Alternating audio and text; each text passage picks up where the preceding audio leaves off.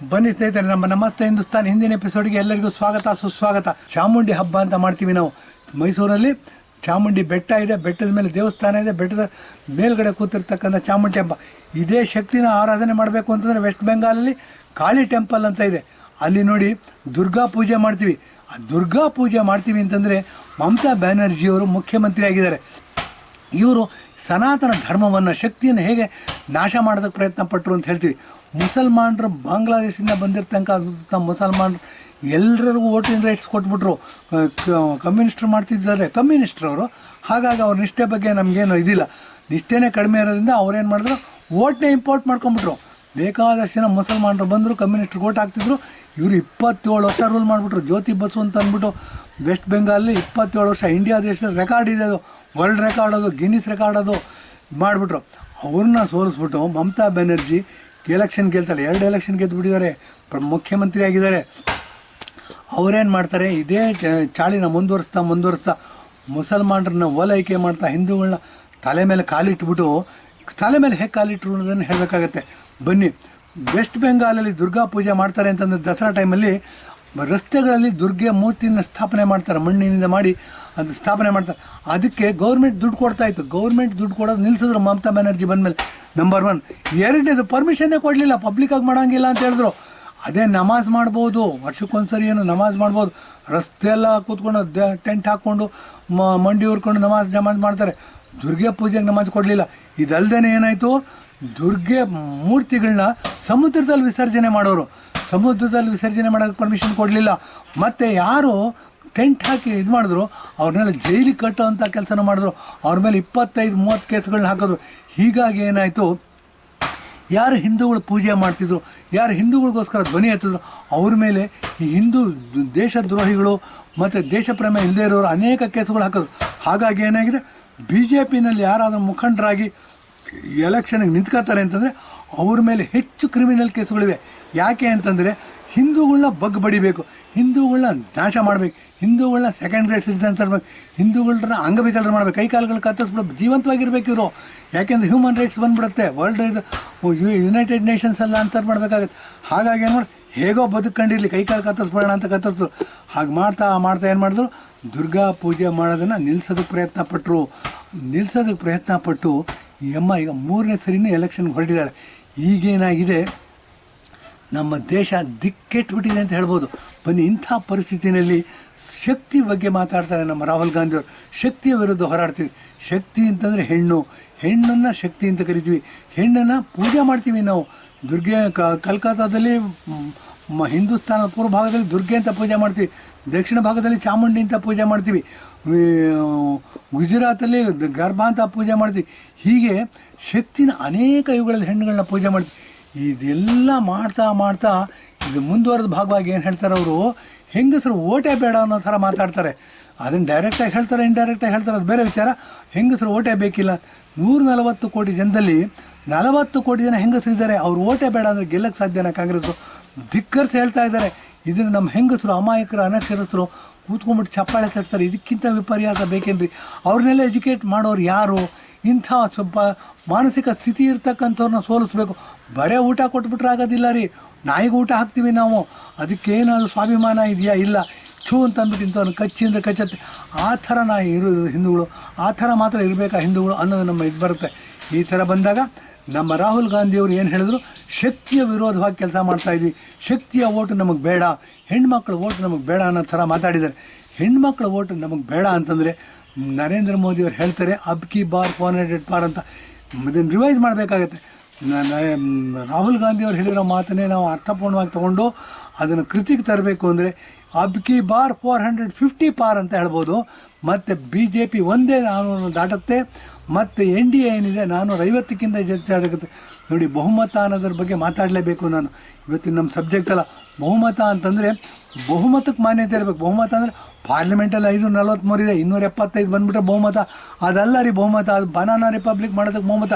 ಕರ್ನಾಟಕದಲ್ಲಿ 224 ಸೀಟ್ ಇದೆ, 121 ಸೀಟ್ ಬಂದುಬಿಟ್ರೆ, 122, 123 ಸೀಟ್ ಬಂದುಬಿಟ್ರೆ ಅಧಿಕಾರ ನಡೆಸ್ಬೋದು. ಅದಲ್ಲ ರೀ ಬಹುಮತ. ಬಹುಮತ ಅಂದರೆ ನಮ್ಮ ದೇಶದಲ್ಲಿರ್ತಕ್ಕಂಥ ಜನಸಂಖ್ಯೆ. ಇಲ್ಲಿ ಇವಾಗಲೂ ಸಹ 70 ರಿಂದ 75% ಹಿಂದೂಗಳಿವೆ. ನಮಗೆ ಪೂರಕವಾದಂಥ ಸಂವಿಧಾನ ರಚನೆ ಮಾಡಬೇಕು. ನಮ್ಮ ಮನೆ ರೀ ಇದು, ನಾವೆಲ್ಲ ಹೋಗಬೇಕು ಬಿಟ್ಬಿಟ್ಟು. ನಮಗೆ ಪೂರ್ವವಾದಂಥ ಸಂವಿಧಾನ ಬೇಕು ಅಂತಂದರೆ ಯಾರು ಮುಸಲ್ಮಾನರು ಇದ್ದರು ಇಂಡಿಯಾ ದೇಶ ಡಿವೈಡ್ ಮಾಡಬೇಕಾದ್ರೆ ಅವರಲ್ಲಿ ಭಾಳಷ್ಟು ಜನ ಪಾಕಿಸ್ತಾನಕ್ಕೆ ಹೋಗಬೇಕು ಅಂತ ಆಶಯ ವ್ಯಕ್ತಪಡಿಸ್ತಾರೆ. ಬನ್ನಿ, ಇವಾಗಲೂ ಕಾಲ ಮೀರಿಲ್ಲ. ಹೇಗೆ ಕಚತೀವನ್ನ ನಾವು ವಾಪಸ್ ತಗೋಬೇಕು ಅಂತ ಇವಾಗ ಯೋಚನೆ ಮಾಡ್ತಿದ್ದೀವಿ, ಹಾಗೆ ಯಾರ್ಯಾರು ಪಾಕಿಸ್ತಾನಕ್ಕೆ ಹೋಗಬೇಕು ಅಂತ ಇಷ್ಟಪಡ್ತಾರೆ, ಯಾರ್ಯಾರು ನಮಗಲ್ಲಿ ಸ್ವರ್ಗ ಸಿಗುತ್ತೆ ಅಂತಾರೆ ಅವರಿಗೆಲ್ಲ ಕಳಿಸ್ಕೊಡೋಣ. ನಾವು ಹಿಂದೂಗಳು, ನಮ್ಮನೆ ಇದು, ಹಿಂದೂಗಳು ಮಾತ್ರ ಇರಬೇಕು. ಎಸ್, ಪ್ರತಿಯೊಬ್ಬ ಮನುಷ್ಯನಲ್ಲೂ ಕಾಯಿಲೆಗಳು ಬರುತ್ತೆ, ಬೇದಿ ಬರುತ್ತೆ, ಹೊಟ್ಟೆ ನೋವು ಬರುತ್ತೆ, ತಲೆನೋವು ಬರುತ್ತೆ, ಜ್ವರ ಬರುತ್ತೆ, ನೂರಾರು ಕಾಯಿಲೆಗಳು ಬರುತ್ತೆ. ಬನ್ನಿ, ನಾವು ಸಮಾಜದ ಮಧ್ಯೆ ಹಿಂದೂ ಸಮಾಜ ಕೆಟ್ಟದು, ಇವರು ಬ್ರಾಹ್ಮಣರನ್ನ ಮಾತ್ರ ಉದ್ದೇಶವಾಗಿ ಇಟ್ಕೊಂಡು ಬ್ರಾಹ್ಮಣರನ್ನ ಬೈಯೋಕ್ಕಾಗೋದಿಲ್ಲ, ಹಾಗಾಗಿ ಹಿಂದೂ ಸಮಾಜ ಕೆಟ್ಟದು ಅಂತ ಹೇಳ್ತಾರೆ. ನಮ್ಮ ಶರೀರದ ಇಂಡಿವಿಜುವಲಾಗಿ ಶರೀರ ತೊಗೊಂಡ್ರೆ ನಮ್ಮ ಶರೀರನೇ, ನಮ್ಮ ಮನಸ್ಸು, ನಮ್ಮ ಶರೀರ ಒಂದಕ್ಕೊಂದು ಕಾಂಟ್ರಾಸ್ಟು. ಮನಸ್ಸು ಏನು ಹೇಳುತ್ತೆ, ಶರೀರ ಕೇಳೋದಿಲ್ಲ, ಶರೀರ ಏನು ಹೇಳುತ್ತೆ, ಮನಸ್ಸು ಅದು ಮಾಡೋದಿಲ್ಲ, ಅದು ಒಪ್ಪಿಗೆ ಕೊಡೋದಿಲ್ಲ. ಹೀಗಾಗಿ ನಮ್ಮ ಶರೀರದಲ್ಲೇ ದ್ವಂದ್ವ ಇದೆ. ಹಾಗನ್ಬಿಟ್ಟು ನಾವು ಸತ್ತು ಹೋಗ್ತೀವಾ? ಇದು ನಮ್ಮ ಮುಂದಿರ್ತಕ್ಕಂಥ ಕ್ವಶನ್. ನಮ್ಮ ಶರೀರವನ್ನು ಹೇಗೆ ನಾವು ಔಷಧಿಗಳಿಂದ ಆಪರೇಷನ್ ಮಾಡಿ ಸರಿ ಮಾಡ್ತೀವಿ, ಹಾಗೆ ನಮ್ಮ ಸಮಾಜವನ್ನು ಸರಿ ಮಾಡಬೇಕಾಗಿದೆ. ಹಿಂದೂಗಳಲ್ಲಿ ಎಲ್ಲ ಸಮಾಜದಲ್ಲೂ ಇದ್ದ ಹಾಗೆ ಇಲ್ಲೂ ಸಹ ಸಣ್ಣ ಪುಟ್ಟ ಸಮಸ್ಯೆಗಳಿದೆ. ಹಿಂದೂ ಸಮಾಜವನ್ನು ದ್ವೇಷ ಮಾಡೋದು ಬೇಡ. ಏನು ಮೇಲೆ ಕೇಳು ಇದೆ ಅದನ್ನು ಸರಿ ಮಾಡೋದಕ್ಕೆ ಪ್ರಯತ್ನ ಪಡೋಣ ಅಂತ ಹೇಳ್ಬಿಟ್ಟು ಬಂದು ನೋಡಿ, ಶಕ್ತಿ ಅಂತ ಇದು ಮಾಡಿದಾಗ ರಾಹುಲ್ ಗಾಂಧಿಯವರು ಬ್ರೈನ್ ಮೆಚ್ಯೂರ್ ಆಗಿಲ್ಲ ಅಂತ ಹೇಳ್ತೀವಿ. ಪಪ್ಪು ಅಂತ ಹೇಳ್ತಾರೆ. ಪಪ್ಪು ಅನ್ನೋದು ಭಾಳ ಪ್ರೀತಿಯಿಂದ ಹೇಳ್ತಾರೆ. ನನ್ನ ಮಗನೂ ಪಪ್ಪು ಅಂತ ಕರೀತಿದ್ದೆ ಸಣ್ಣ ವಯಸ್ಸಲ್ಲಿದ್ದರೆ. ಈಗ ಅವನಿಗೂ 50 ವರ್ಷ ಆಗ್ತಾ ಬಂದ್ಬಿಡ್ತು, ಹಾಗಾಗಿ ಹೆಸರು ಹಿಡಿದು ಕರಿತೀವಿ. ಅದರ್ವೈಸ್ ಪಪ್ಪುನೇ ಅವನು. ಈಗಲೂ ಸಹ ಪ್ರೀತಿಯಿಂದ ಪಪ್ಪು ಅಂತ ಕರಿತೀವಿ. ಏನಾಗುತ್ತೆ, ಪಪ್ಪು ಅನ್ನೋದು ಬಹಳ ಪ್ರೀತಿಯಿಂದ ಕರೀತಕ್ಕಂಥ ವರ್ಡ್. ನಮ್ಮ ಪಪ್ಪುರವ್ರಿಗೆ ಬ್ರೈನ್ ಮೆಚ್ಯೂರ್ ಅದೇ ಬಂದಿರೋದು. ಮತ್ತು ಇದರ ಅಡ್ವಾಂಟೇಜ್ ಏನು ಅಂದರೆ, ಈ ಸಾಮಂತರಾಜರು ಅಂದರೆ ಯಾರು ಅಂತಂದರೆ, ಸ್ಟೇಟ್ ಗೌರ್ಮೆಂಟ್ಗಳಲ್ಲಿ ಮುಖ್ಯಮಂತ್ರಿ ಇರ್ತಾರೆ, ಮಂತ್ರಿಗಳಿರ್ತಾರೆ. ಆ ಥರ 32 ಸ್ಟೇಟ್ಗಳಿದೆ ನಮ್ಮ ದೇಶದಲ್ಲಿ. 32 ಸಾಮಂತರಾಜರಿದ್ದಾರೆ. ಚಕ್ರವರ್ತಿ ಅಂತ ಬಂದುಬಿಟ್ರೆ ಪ್ರಧಾನಮಂತ್ರಿ ಏನಾದರೂ ಪಪ್ಪು ಆಗಿಬಿಟ್ರೆ, ಪಪ್ಪು ಏನಾದರೂ ಪ್ರಧಾನಮಂತ್ರಿ ಆಗಿಬಿಟ್ರೆ, ಬ್ರೈನ್ ಮೆಚ್ಯೂರ್ ಆಗಿಲ್ಲದಿರೋ ಪ್ರಧಾನಮಂತ್ರಿ ಆಗಿಬಿಟ್ರೆ, ಸಾಮಂತರಾಜರು ಒಳ್ಳೆ ಹೊಡೆದ್ಬಿಡ್ಬೋದು. ದೇಶನ ಹೆಂಗಸನ್ನ ಮಜಾ ಮಾಡ್ಬೋದು, ದುಡ್ಡು ತಗೋಬೋದು, ಪ್ರಪಂಚದಲ್ಲಿರ್ತಕ್ಕಂಥ ಎಲ್ಲ ಐಶ್ವರ್ಯ ಸೌಭಾಗ್ಯಗಳನ್ನ ತಾವೇ ಪಡ್ಕೋಬೋದು. ಇದ್ರ ಉದಾಹರಣೆ ಒಂದು ಹೇಳೋದಕ್ಕೆ ಬರ್ತೀನಿ ನೋಡಿ. ರಾಜಶೇಖರ್ ರೆಡ್ಡಿ ಅಂತ ಅಂದ್ಬಿಟ್ಟು ಆಂಧ್ರ ಪ್ರದೇಶದಲ್ಲಿ ಮುಖ್ಯಮಂತ್ರಿ ಆಗಿದ್ದರು. ಅವರೇನು ಮಾಡೋರು, 100 ರೂಪಾಯಿ ಟ್ಯಾಕ್ಸ್ ಮುಖಾಂತರ ಹೇಗೋ ಕಲೆಕ್ಟ್ ಮಾಡಿದ್ರೆ, ಸ್ಟೇಟ್ ಟ್ರೆಜರಿ ಕಲೆಕ್ಟ್ ಮಾಡಿದ್ರೆ 10 ರೂಪಾಯಿ ಅವ್ರು ಇಟ್ಕೊಳ್ಳೋರು ಅಂತ ಅಂದ್ಕೊಂಡಿದ್ವಿ ನಾವು. 80 ರೂಪಾಯಿನ ರಿಮೋಟ್ ಕಂಟ್ರೋಲ್ ಕೊಟ್ಬಿಡೋರು. ಇವ್ರು ರಿಮೋಟ್ ಕಂಟ್ರೋಲ್ ಮಾಡಿ ನಾವು ಶ್ರೀಮಂತರು, ನಮಗಿಷ್ಟೇ ಸಾಕು ಅಂದ್ಕೊಂಡು ಆರಾಮಾಗಿದ್ದರು. ತೆರೆಮರೆಯಲ್ಲಿದ್ದರು. ಅವರು ನರಸಿಂಹರಾವ್ ಪ್ರಧಾನಮಂತ್ರಿ ಆಗಿದ್ದರು. ಮತ್ತು ಅದ್ಯಾರ ಸೀತಾರಾಮ್ ಕೇಸರಿ ಅಂತ ಅಂದ್ಬಿಟ್ಟು ಅವರು ಕಾಂಗ್ರೆಸ್ಸಿನ ಅಧ್ಯಕ್ಷರಾಗಿದ್ದರು. ಇವರು ತೆರೆಮನೆಯಲ್ಲಿ ನಿಂತ್ಕೊಂಡು ದುಡ್ಡನ್ನ ಇದು ಮಾಡ್ಕೊಂಡು ಮಜಾ ಮಾಡ್ಕೊಂಡು ಆರಾಮಾಗಿದ್ದರು. ಏನಾಯಿತು, ಆ ರಾಜಶೇಖರ್ ರೆಡ್ಡಿ ಹೆಲಿಕಾಪ್ಟರ್ ಕ್ರ್ಯಾಶಲ್ಲಿ ಸತ್ತೋಗ್ತಾರೆ. ಹೆಲಿಕಾಪ್ಟರ್ ಕ್ರ್ಯಾಶಲ್ಲಿ ಸತ್ತೋದಾಗ ಗೊತ್ತಾಗುತ್ತೆ, ಅವ್ರು ಯಾರು ರಿಮೋಟ್ ಕಂಟ್ರೋಲ್ ಇದ್ದು ಅವ್ರಿಗಿಂತ ಜಾಸ್ತಿ ದುಡ್ಡು ಇತ್ತಂತೆ. ಅಲ್ಲೇ ಅವನೊಬ್ಬ ಸಾಮಂತ ರಾಜ ಚಕ್ರವರ್ತಿಗಿಂತ ಜಾಸ್ತಿ ದುಡ್ಡು ಇಟ್ಕೊಳ್ಳೋಕೆ ಸಾಧ್ಯನಾ ಅಂತ ಪ್ರಶ್ನೆ ಮಾಡ್ತು. ಆವಾಗೇನಾಯಿತು, ತಾನೇ ಪ್ರಧಾನಮಂತ್ರಿ ಆಗ್ಬೋದು.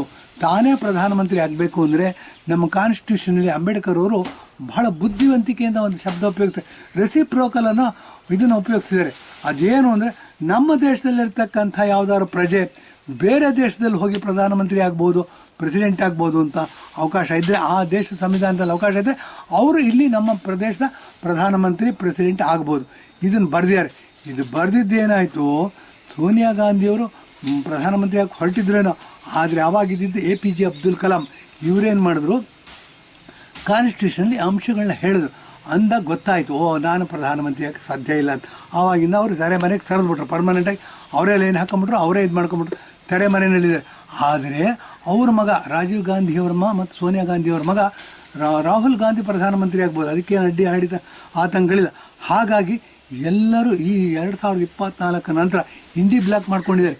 ಇಂಡಿ ಬ್ಲಾಕ್ ಮಾಡಿಕೊಂಡು ರಾಹುಲ್ ಗಾಂಧಿನೇ ಪ್ರಧಾನಮಂತ್ರಿ ಆಗಲಿ, ಅಖಿಲೇಶ್ ಯಾದವ್ ಇರ್ಬೋದು, ಮಮತಾ ಬ್ಯಾನರ್ಜಿ ಇರ್ಬೋದು, ಮಾಯಾವತಿ ಇರ್ಬೋದು, ಉದ್ಧವ್ ಠಾಕ್ರೆ ಇರ್ಬೋದು, ಯಾರೇ ಇರ್ಬೋದು. ಕರ್ನಾಟಕದಲ್ಲಿ ಸಿದ್ದರಾಮಯ್ಯ ಇರ್ಬೋದು, CM ಇನ್ ವೇಟಿಂಗ್ DK ಶಿವಕುಮಾರ್ ಇರ್ಬೋದು.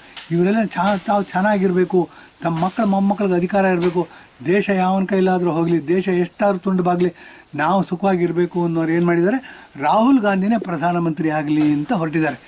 ಇದು ನೋಡಿ ನಮ್ಮ ದೇಶದ ದುರ್ಭಾಗ್ಯ. ಅದಕ್ಕೆ ಮತ್ತೆ ಸಂವಿಧಾನದ ಉಲ್ಲೇಖ ಮಾಡಬೇಕಾಗತ್ತೆ. ಅಂಬೇಡ್ಕರ್ ಅವರು ಹೇಳಿದ್ರು, V the people of India, ನಮಗೆ ನಾವು ಸಂವಿಧಾನ ಮಾಡ್ಕೊಂಡಿದ್ವಿ. ಈ ದೇಶ ಪ್ರಧಾನಮಂತ್ರಿದಲ್ಲ, ಈ ದೇಶ ಪ್ರೆಸಿಡೆಂಟ್ದಲ್ಲ, ಈ ದೇಶ MP ಗಳದಲ್ಲ, ಈ ದೇಶ ಮುಖ್ಯಮಂತ್ರಿಗಳದಲ್ಲ, ಈ ದೇಶ MLAಗಳದಲ್ಲ. We the people of India supreme. ಬನ್ನಿ, ನಮಗೆ ವಾಕ್ ಸ್ವಾತಂತ್ರ್ಯ ಕೊಟ್ಟಿದ್ದಾರೆ. ನಾವು ದೇಶದ ರಕ್ತಕ್ರಾಂತಿ ಮಾಡ್ದೇ ಬದಲಾವಣೆಗಳನ್ನ ತರ್ಬೋದು. ಅದಕ್ಕೆ ಪೂರಕವಾಗಿರ್ತಕ್ಕಂಥ ವ್ಯವಸ್ಥೆ ಅಂತಂದರೆ ಡೆಮಾಕ್ರಸಿನಲ್ಲಿ ಬಹುಮತಕ್ಕೆ ಮಾನ್ಯತೆ ಇರಬೇಕು. ಬಹುಮತ ಅಂದರೆ ಪಾರ್ಲಿಮೆಂಟಲ್ಲಿ ಇರ್ತಕ್ಕಂಥ ಬಹುಮತ ಅಲ್ಲ, ವಿಧಾನಸಭೆಯಲ್ಲಿ ಇರ್ತಕ್ಕಂಥ ಬಹುಮತ ಅಲ್ಲ. ದೇಶದಲ್ಲಿ ನಾವು ಇವಾಗಲೂ ಸಹ 75% ಹಿಂದೂಗಳಿದ್ವಿ. ನಮ್ಮ ಆಶಯಗಳಿಗೆ ಪೂರಕವಾದಂಥ ಸಂವಿಧಾನವನ್ನು ರಚನೆ ಮಾಡಬೇಕು, ನಮ್ಮ ಆಶಯಗಳಿಗೆ ಪೂರಕವಾದಂಥ ಕಾನೂನುಗಳನ್ನ ರಚನೆ ಮಾಡಬೇಕು. ಇದಲ್ಲದೆ ಶಕ್ತಿನ ಉದಾಹರಣೆಯಾಗಿ ಇಟ್ಕೊಂಡು ಹೆಣ್ಣುಮಕ್ಕಳು ಓಟೇ ಬೇಡ ಅನ್ನೋ ದರ್ಪ ತೋರಿಸ್ತಾ ಇದ್ದಾರಲ್ಲ, ಇಂಥ ಕಾಂಗ್ರೆಸ್ನ ಪುನಃ ಎಲೆಕ್ಟ್ ಮಾಡಬೇಕಾ? ನರೇಂದ್ರ ಮೋದಿಯವರು ಹೇಳ್ತಾರೆ ಸಬ್ಕಾ ಸಾಥ್ ಸಬ್ಕಾ ವಿಕಾಸ್ ಅಂದ್ಬಿಟ್ಟು. ಮತ್ತು ನಮ್ಮಲ್ಲಿ ಹೆಣ್ಣನ್ನು ತಾಯಿ ಥರ ನೋಡ್ತೀವಿ, ಅಕ್ಕ ತಂಗಿಯರ ಥರ ನೋಡ್ತೀವಿ, ದೇವತೆ ಅಂತ ಪೂಜೆ ಮಾಡ್ತೀವಿ. ವೆಸ್ಟ್ ಬೆಂಗಾಲಲ್ಲಿ ಪೂಜೆ ಮಾಡ್ತೀವಿ ದುರ್ಗೆ ಅಂದ್ಬಿಟ್ಟು, ಕರ್ನಾಟಕದಲ್ಲಿ ಪೂಜೆ ಮಾಡ್ತೀವಿ ಚಾಮುಂಡಿ ಅಂದ್ಬಿಟ್ಟು, ಹಳ್ಳಿಗಾಡುಗಳಲ್ಲಿ ಪೂಜೆ ಮಾಡ್ತೀವಿ ಬಿಸಿಲು ಮಾರಮ್ಮ, ಆ ಮಾರಮ್ಮ, ಈ ಮಾರಮ್ಮ ಅಂತಂದು. ಇವ್ರು ಹಳ್ಳಿಗಾಡಿನ ಜನ ಎಚ್ಚೆತ್ಕೋಬೇಕು ರೀ. ಏನು ಅಂತಂದರೆ ಹೆಣ್ಣಿಗೆ ಮರ್ಯಾದೆ ಕೊಡ್ತಕ್ಕಂಥ ಸಂಸ್ಕೃತಿಯನ್ನು ಬೆಳೆಸಬೇಕಾ, ಅಥವಾ ನಮ್ಮ ದೇಶವನ್ನು ಒಳ್ಳೆ ಹೊಡೆದು ನಾಶ ಮಾಡ್ತಕ್ಕಂಥವ್ರನ್ನ ಓಟ್ ಹಾಕಬೇಕಾ ಅಂತ ಹೀಗೆ ಮಾಡಬೇಕು ಅಂತಂದಾಗ ನರೇಂದ್ರ ಮೋದಿಯವರು ನಮ್ಮ ಕಣ್ಣಿಗೆ ಬೃಹದಾಕಾರವಾಗಿ ಕಾಣ್ತಾರೆ. ಬನ್ನಿ, ನರೇಂದ್ರ ಮೋದಿಯವ್ರನ್ನ 2024 ಗೆಲ್ಸೋಣ, 2029 ಗೆಲ್ಸೋಣ, 2039 ಗೆಲ್ಸೋಣ. ಅವ್ರಿಗೆ ವಯಸ್ಸಾಗಿದೆ ಅನ್ನೋ ಯೋಚನೆ ಬಿಟ್ಬೇಡ. ಯಾಕೆಂದರೆ ಅವ್ರು ಬ್ರಹ್ಮಚಾರಿ, ಅವ್ರಿಗೆ 150 ವರ್ಷ ಬದುಕೋದಕ್ಕೆ ಇದಿದೆ, ಏನು ದೇವ್ರ ಆಯುಸ್ ಕೊಟ್ಬಿಟ್ಟಿದ್ದಾನೆ. ಹಾಗಾಗಿ ಅವ್ರು 2034 ಪ್ರಧಾನಮಂತ್ರಿ ಆಗಿರೋ ಹಾಗೆ ನೋಡ್ಕೊಳ್ಳೋಣ. ಅವರಿಂದ ನಮ್ಮ ದೇಶ ಅಮೆರಿಕನೂ ಬೀಟ್ ಮಾಡ್ತಕ್ಕಂಥ ಒಂದು ಆರ್ಥಿಕ ಶಕ್ತಿಯಾಗಿ ಬೆಳೆಯುತ್ತೆ ಅಂತ ಹೇಳಿದ್ದೀನಿ. ಎಪಿಸೋಡ್ ಮುಗಿಸ್ತಾ ಇದ್ದೀನಿ. ಧನ್ಯವಾದ, ನಮಸ್ಕಾರ.